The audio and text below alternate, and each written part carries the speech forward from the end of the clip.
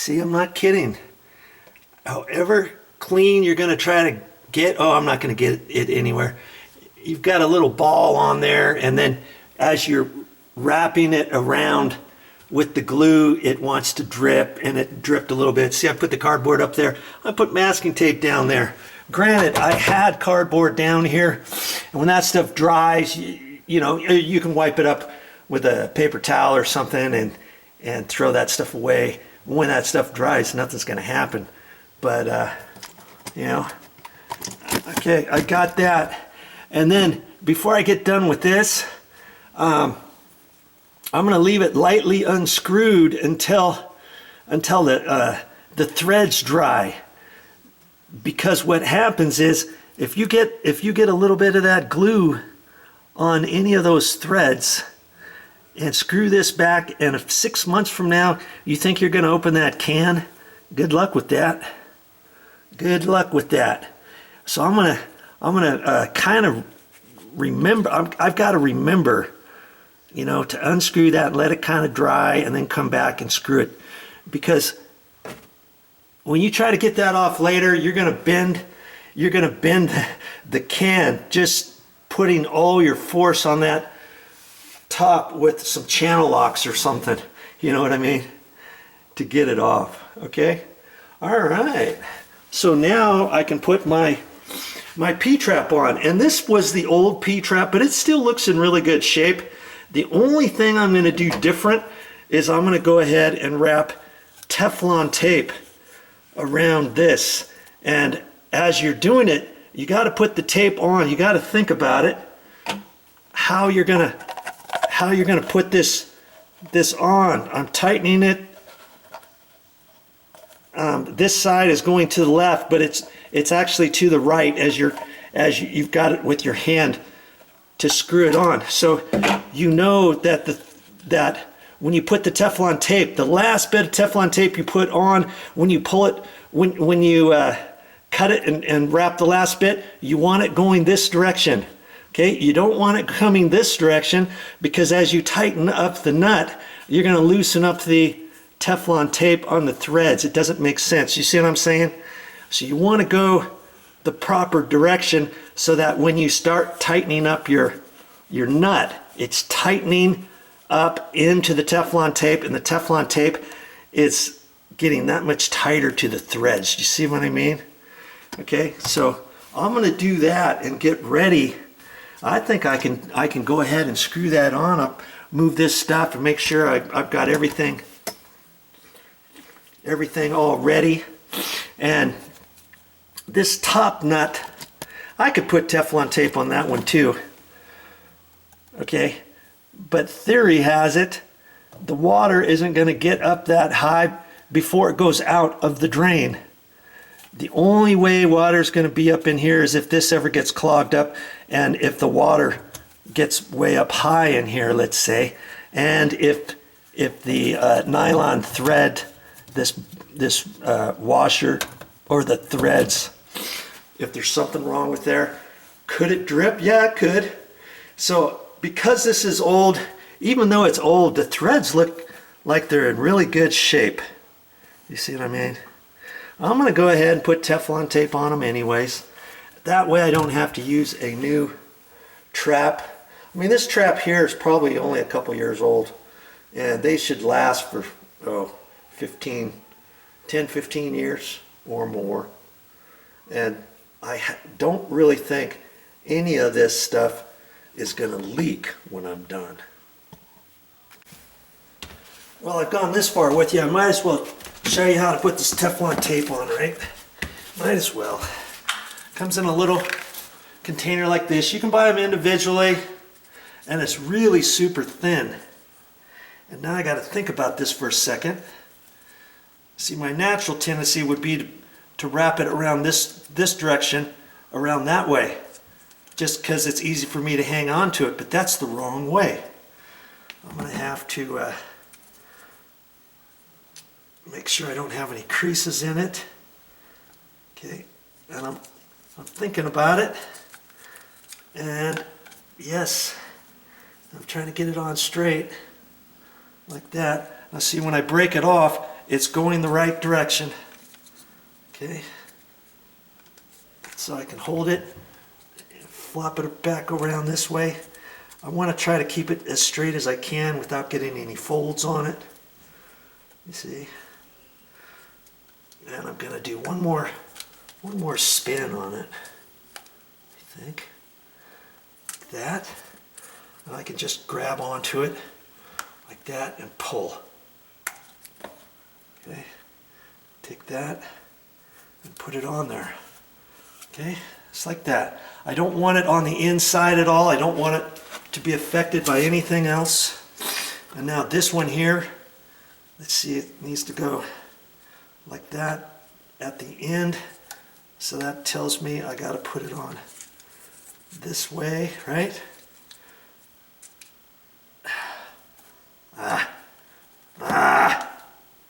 You see, I'm going to break that off and start again. I let go of it by accident. That's what happened. You have to kind of hang on to it and get it going more than one twizzle, and then it's not going to fall. See, now I can just twist it this way, like that. Okay, like that, and pull it off. There we go. It's going the right direction. See there? There. I got plenty of Teflon tape for other projects. I always like to have a couple of these and never know when you're going to need them. This works good for metal threads, like for your angle stops on your walls, putting, you know, for your water valves, connections. If you're thinking you've got threads that are bad or something, or that are leaking, I put them on the threads for the water line where it connects up to the sink. You know, on this fitting, the male adapter side on the other side where you're going to screw this in for hose bibs, Teflon tape works good. Always want to keep one of those in your toolbox somewhere. Okay, all right, I'm ready to stick that on there. Now here's the thing with that Teflon tape. If I had a brand new adjustable P-trap, I probably wouldn't be putting the Teflon tape, but because this has been taken off before and put back on who knows how many times, maybe once before me, who knows. It's a good idea to go ahead and put it. Would it have leaked without this Teflon tape? Maybe not. 75% of the time, maybe not. But if your threads are a little loose, a little wide, a little worn, and if your pipe is going off at a slight angle or something like that, you'll be glad to have that Teflon tape. This Teflon tape is like a security blanket, and it doesn't really cost very much. It's not very hard to install, as you saw. And you know, had I have left that off and then it started leaking, then I'd have to get back down there later on down the road, take it back off, put the Teflon tape, and say, I knew I should have put that Teflon tape on there. Okay, time to get busy. Now, speaking of a security blanket, before I put this on, I've got plenty of Teflon tape. Remember this male adapter on here was an old one that I'm reusing.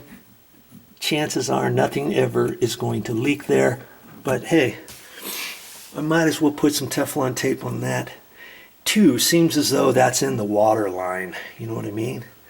Okay, so I'm going to do that before I install this adjustable P-trap. Whoo-wee, there you go. Now, so I got everything tight here. This comes straight into here, on down to there. This is all tight, and these have little thumb tabs on them, and normally you should only have to tighten those up hand tight. Okay, that's what I'm going to try first, and then I'm going to run it through the water, let the water go through there for a few minutes, make sure there's no drips. If there is, then I can take my channel locks And only then will I take my channel locks and tighten these up just barely, you know, just barely more than I can with my hands. All right. You don't want to go too tight, because if you do, you could crack one of your nuts, and it may just have a hairline crack in it. You may not even realize that you cracked it. Now all of a sudden it's leaking. Okay. And so I checked everything. It looks like a professional plumber has hooked all this up, right? But just an average Joe did it, and you just want to make sure everything's tight. I've already tightened everything. This one up here, because it was a metal nut, I went as hard as I could with my hands, and then I just took about an 1/8 turn with my channel locks, because these are plastic threads, and this has only been installed for a day or so. I don't want to go too hard and then have a possibility of this whole thing twisting inside the sink cavity, because that's been attached with your plumber's putty. You remember? Okay. And so everything looks like it's in its place now. And you can do a once over, check it, make sure everything looks right. We'll plug the garbage disposal back in, and then I'm going to do a water test on it. And remember, before I do the water test, I got to remind myself, after I turn the water valves on. I have not turned the water valves on yet since I installed this sink faucet. I installed this faucet the other day, and I'm going to want to take the end of this off after I pull it out of here. Okay. And then I can take this whole end off by unscrewing it, and then let it run with water for the first time after I turn it on for 15-20 seconds on the hot water side, and then on the cold water side, to flush out any impurities, any sediment, any sand, grit, particles, whatever that may have gotten in the line from turning the water off. And then when you turn the water on, sometimes that loosens up stuff in your pipes. Did you know that? And then it could get caught in your aerator. Then we've got to take the aerator all apart and clean it out and all that. Okay, so a few more steps I've got to do before I call this project complete.